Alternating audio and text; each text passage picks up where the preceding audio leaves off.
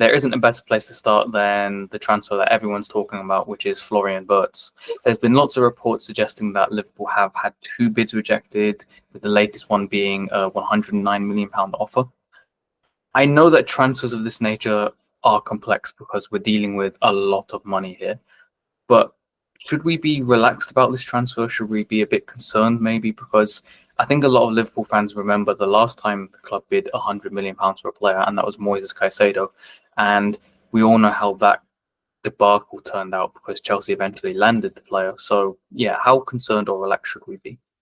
Yeah, well, I'm not getting any sort of suggestion from the Liverpool side that there's any concern there. This is just seen as a kind of standard negotiation for a big deal that it will take a little bit of time, and nobody seems to be projecting any worry over it at the moment. So I still think there's confidence on all sides that a deal will get done. And the biggest factor in that is that the player only wants to join Liverpool. You know, there's no concern about Liverpool being gazumped from elsewhere because he has made his mind up. There's good relations between Bayer Leverkusen and Liverpool. Of course, they've already done one deal this summer, albeit through a release clause, but still you have to talk about that and the way that it's done and act respectfully in the way that was done. So, you know, Liverpool ticks every box in terms of that. So there's absolutely no enmity between these two clubs in the negotiations. It's just a simple case of Bayer Leverkusen want to get as high a price as they possibly can, and Liverpool want to pay as little as they can for a player who they acknowledge is still going to cost an awful lot of money. So that negotiation's ongoing at the moment. But I think, you know, they've had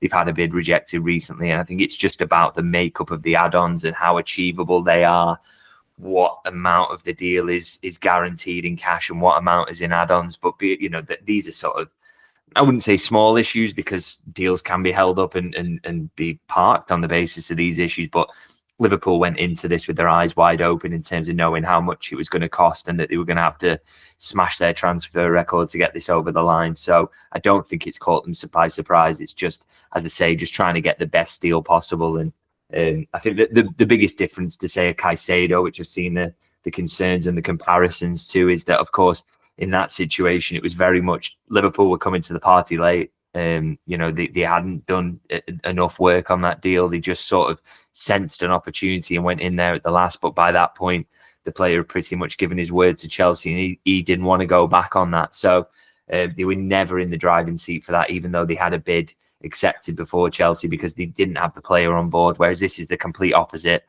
They've got the players sign off. They know what the personal terms will look like. All that aspect of the deal is sorted. It's just about coming to an agreement now with Bayer Leverkusen. But there's still, big optimism that will get sorted imminently. And you know, I think the expectation is that it'll be done before this initial window closes. Yeah, but I think I saw David Ornstein describe it as a one-horse race with Liverpool trying to conclude the deal with Wirtz. But I did want to ask you about when Liverpool fans might be able to expect the deal to be done, because Wirtz is obviously on international duty with Germany at the moment, and I can tell you one thing, I will be watching him. But do we have to wait till the end of these internationals, do you reckon, to hear confirmation of the deal done, or potentially to hear confirmation that he has signed for the club, or is that something that could happen during international duty? I think it's something that can happen in international duty. I mean, federations are usually very accommodating in terms of that. Obviously, they don't want it to disrupt their preparations. So, you know, Liverpool have got to be very sensitive around that, really, and make sure they're not getting in the way. But there's enough time in between training and all those things to say get a medical done and to get, you know, your interviews done and all that sort of thing. So, you know, that it shouldn't be too big an obstacle, to be honest. So that I don't think that's anything that anybody's massively concerned about. And I think Germany wouldn't stand in the way of getting a medical done or anything like that. So it's not a big worry. It's just something for Liverpool to think about as they move through the deal. And if it does get to that point, obviously, I believe Germany play tomorrow. So if they do get to the point where the deal is agreed tomorrow, they maybe will have to shelve the medical until the day after the game, and that, you know, everyone will accept that. That's absolutely fine.